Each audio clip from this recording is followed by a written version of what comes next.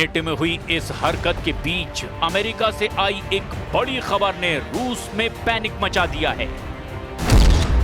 Donald Trump के रक्षा मंत्री पीट हेग्सेथ ने सैकड़ों अमेरिकी जनरलों और कमांडरों को तलब किया है। जल्द ही अमेरिका के वर्जीनिया में मरीन कोर बेस पर सबको इकट्ठा होने को कह दिया गया है। इसे अमेरिकी सेना में बहुत असामान्य सी बात कहा जा रहा है, जो पिछले 30 सालों में पहली बार हो रहा है। सवाल ऐसे में उठ रहा है कि क्या अमेरिका एक बड़े युद्ध में शामिल होने की तैयारी कर रहा है? इन कमांडरों में सभी ब्रिगेडियर जनरल या उससे ऊपर की रैंक के अफसर हैं। यूरोप, पश्चिम एशिया और एशिया प्रशांत सभी जोन से इन कमांडरों को अमेरिका बुलाया गया है। अब सवाल यह है कि डोनाल्ड ट्रंप और उनकी वॉर टीम किसके खिलाफ सबसे बड़े युद्ध की तैयारी कर रही है, क्योंकि दुनिया में कई वॉर जोन एक्टिव हैं और डोनाल्ड ट्रंप को महसूस हो रहा है कि अब उन्हें वॉर जोन में उतरना ही होगा। क्या डोनाल्ड ट्रंप रूस के खिलाफ युद्ध लड़ेंगे? क्या ईरान के खिलाफ सेना उतारेंगे? क्या यमन के टुकड़े टुकड़े कर देगा अमेरिका, या फिर चीन के खिलाफ बड़ा मोर्चा खोलने जा रहे हैं डोनाल्ड ट्रंप? अक्टूबर में ट्रंप क्या करने जा रहे हैं? फिलहाल डोनाल्ड ट्रंप ने एक सिग्नल यूक्रेन वॉर जोन को लेकर दिया है। ट्रंप ने कहा कि व्लादिमीर ज़ेलेंस्की रूस के खिलाफ जीत सकते हैं, अपने खोए हुए इलाके वापस हासिल कर सकते हैं। Have a shot at it because Russia. What prompted you to change your thoughts on Well, because I've been watching the way Russia's and what Russia's been doing.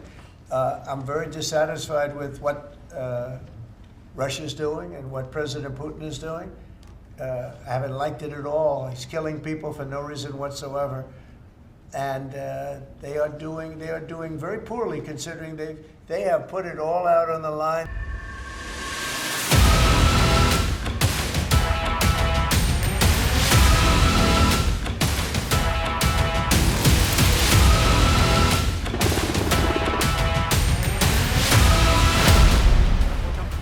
इससे पहले ग्रीनलैंड में अमेरिका और नेटो बड़ा इशारा कर चुके हैं। Arctic light 2025 में नेटो के कमांडो दस्तों ने अपनी तैयारी दिखाई है। दुनिया के सबसे ठंडे इलाकों में से एक ग्रीनलैंड के पास 5 देशों के सैकड़ों सैनिक जमा हुए हैं। ये है अगस्टा वेस्टलैंड का EH-101 हेलीकॉप्टर, जिससे कमांडो एक जंगी जहाज पर उतर रहे हैं। मिशन है दुश्मन के जहाज पर कब्जा। डेनमार्क, फ्रांस, जर्मनी, स्वीडन और नॉर्वे आर्कटिक लाइट 2025 युद्धाभ्यास में इन 5 देशों के 550 सैनिक जमा हुए हैं। 10 दिन के इस युद्धाभ्यास में नेटो देशों का साथ आना साफ साफ रूस को चैलेंज है। ये दुनिया के सबसे ठंडे इलाके यानी आर्कटिक में युद्ध लड़ने की तैयारी है। जंगी जहाजों और फाइटर जेट्स के साथ नेटो बता रहा है कि यूक्रेन के बाद कोई मोर्चा खुला तो आर्कटिक में रूस के दावों की धज्जियां उड़ा दी जाएंगी। ग्रीनलैंड पर अचानक अमेरिका की नजर पड़ी है, खासकर डोनाल्ड ट्रंप की। अमेरिका का दूसरी बार राष्ट्रपति बनने के बाद ट्रंप कह चुके हैं कि वो ग्रीनलैंड पर कब्जा करना चाहते हैं, क्योंकि ये अंतर्राष्ट्रीय और इलाकाई सुरक्षा के लिए बेहद जरूरी है। नेटो कमांडर भी चाहते हैं कि अमेरिका अब यहां पर दखल बढ़ाएगा और लगातार युद्धाभ्यास करे। They can do that. It's part of the 51 treaty that they have the possibility to expand their activities up here if they want to or need to, and I don't think that would be a problem. NATO अचानक Greenland में इसीलिए active हुआ है क्योंकि Putin ने समुद्र में अपनी ताकत दिखाई है। ज़पाद 2025 युद्धाभ्यास के दौरान रूस की सेना ने हाइपरसोनिक क्रूज मिसाइल ज़िरकॉन दागी है। पुतिन ने इस मिसाइल को टेस्ट करने के लिए लोकेशन भी ग्रीनलैंड के पास ही चुनी है। बैरेंट्स सागर में इस मिसाइल को दागकर पुतिन ने बता दिया कि नेटो से अब आमने सामने के युद्ध के लिए रूस पूरी तरह से तैयार है। ज़िरकॉन हाइपरसोनिक क्रूज मिसाइल की लॉन्चिंग एक बार फिर देखिए, कैसे रूस की नौसेना मिसाइल फायर करने के लिए तैयार होती है। बैरेंट्स सागर में रूस का फ्रीगेट एडमिरल गोलोव मौजूद है। इसके क्रू को ऑर्डर मिलता है कि मिसाइल फायर की जाए। काउंटडाउन शुरू होता है। 5, 4, 3, 2, 1 और फायर। ज़िरकॉन मिसाइल लॉन्च होती है और अपने टारगेट की तरफ बढ़ जाती है।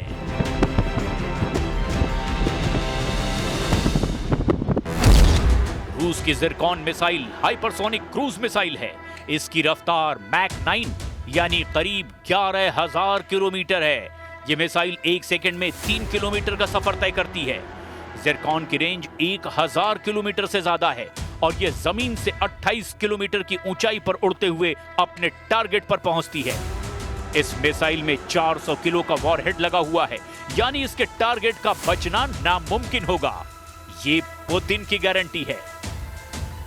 रूस में ज़िरकॉन मिसाइल को पनडुब्बी या जंगी जहाज से दागने के लिए बनाया गया है, जबकि जमीन से लॉन्च करने वाली लॉन्चिंग पर लगातार काम जारी है। रूस से ऐसे बढ़ते हुए खतरे को लेकर नेटो बहुत ज्यादा बेचैन हो गया है और यही वजह है कि उसने भी अब आर्कटिक में युद्धाभ्यास करने का फैसला किया है। डोनाल्ड ट्रंप ने पुतिन को लेकर बड़ा यूटर्न लिया है। ट्रंप साफ साफ कह चुके हैं कि पुतिन की वजह से रूस तबाही की तरफ बढ़ रहा है। Their economy is going to hell. They're bombing the hell out of everything, and they're picking up a very little territory, if any. In fact, they're losing some territory. So,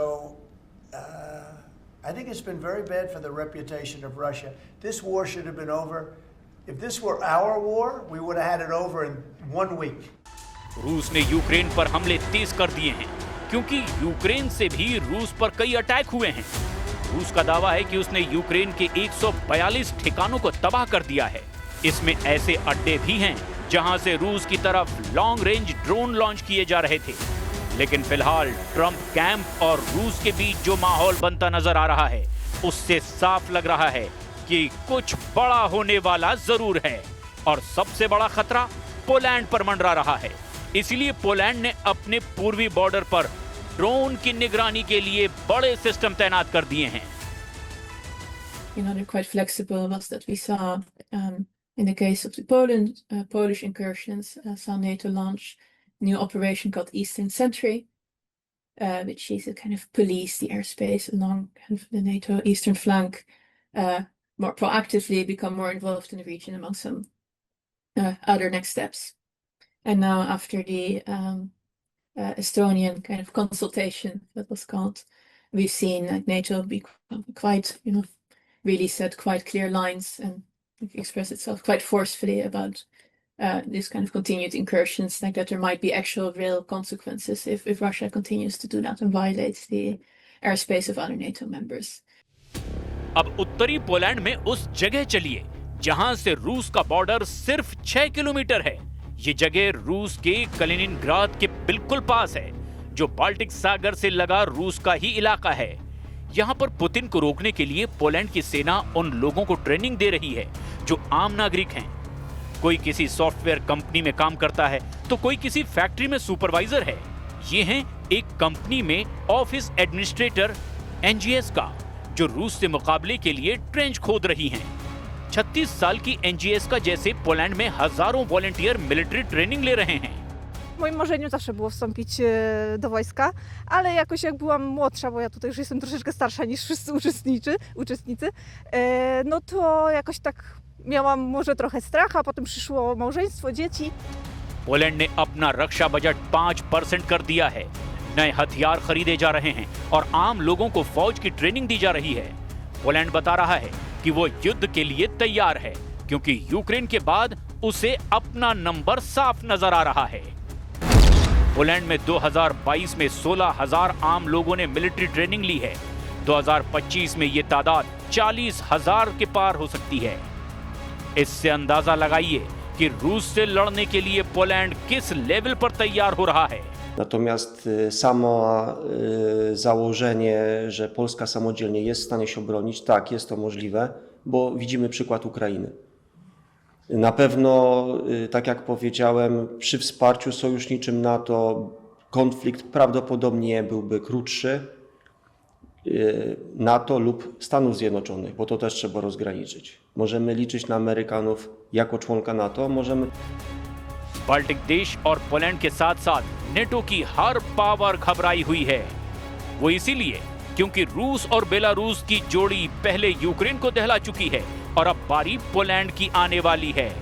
ये खौफ पूरे नेटो के दिलो दिमाग पर छा चुका है।